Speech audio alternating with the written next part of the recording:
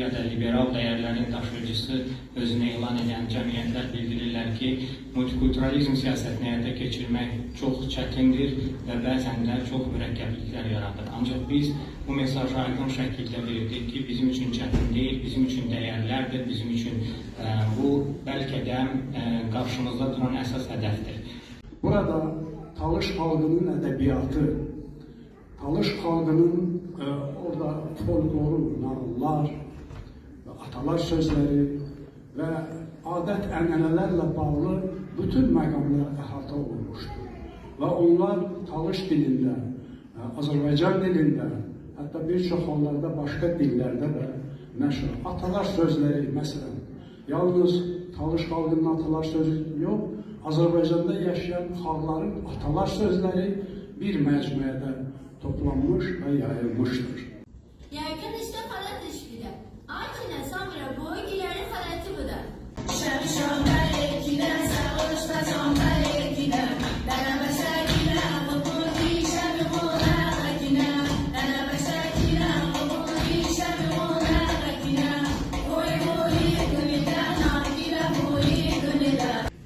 Ülkemizde yaşayan bütün halkların nümayəndələri bir aile kimi yaşayırlar. Dostluq və qardaşlıq içində yaşayırlar. Bu dostluğumuzun, qardaşlığımızın təməlində ümumlider Heydər Əliyevin əsası qoyduğu tolerantlıq və multikulturalizm siyasəti dayanır.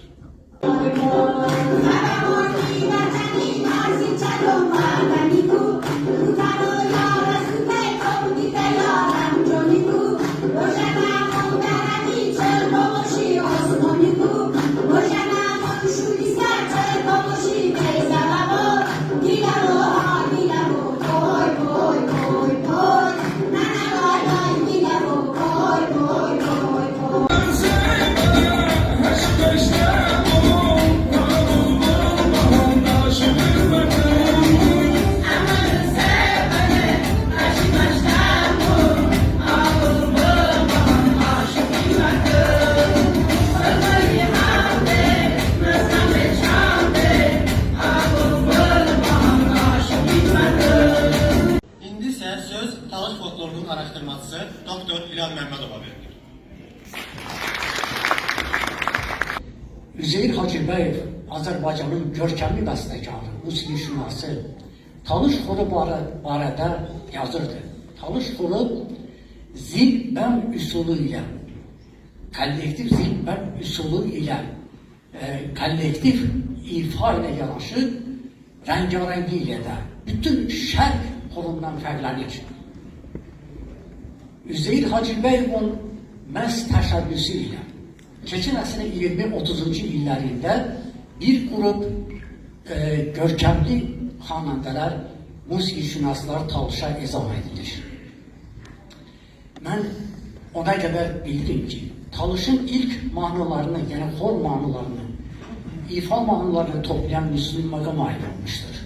Müslüm Maqamayev 1905-ci ildə Qori seminariyasını bitirdikdən sonra təyinatla Lənkərana gəlir və 6 il, 1905-1911-ci illər ərzində Talış mahnılarını toplayır.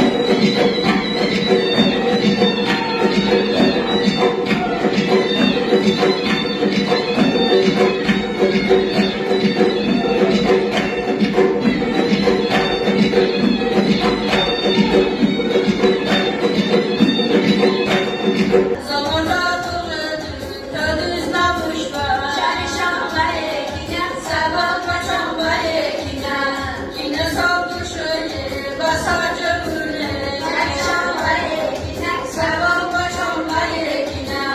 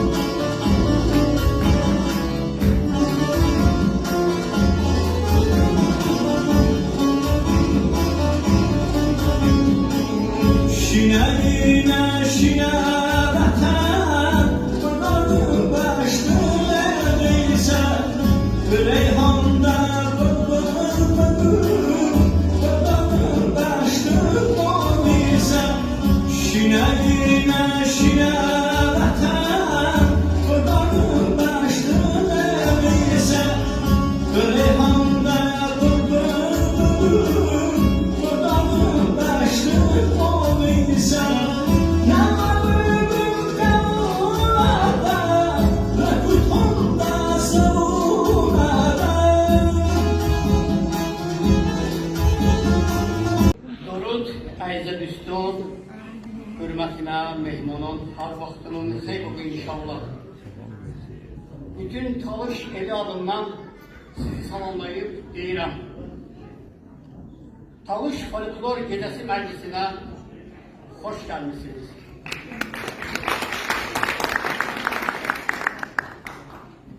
Əziz dostlar, biz bugün Böyük Folklor Bayramının iştirakçılarıyıq. Bugün biz möhtəşəm Talış folklorunun təntənəsinə yığışmışıq. Hamınızı təbrik edirəm. Bugünkü tədbirin ərsəyə gəlməsində əməyi olan hər birimizə,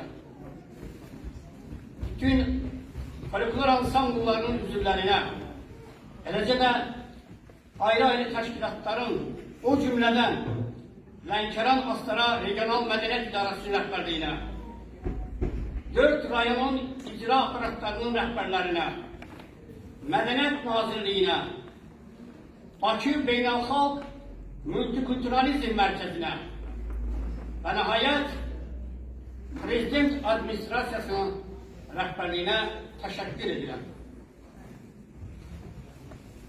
Dostlar, bugün təkcə biz sevinmirik. Eləcə də nənələrimizin, babalarımızın ruhu sevinir. Çünki biz onların arzularını həyata keçiririk.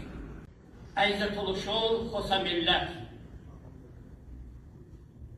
Həqiqət ki, ömrü jama belə yola folklor iddialıdır.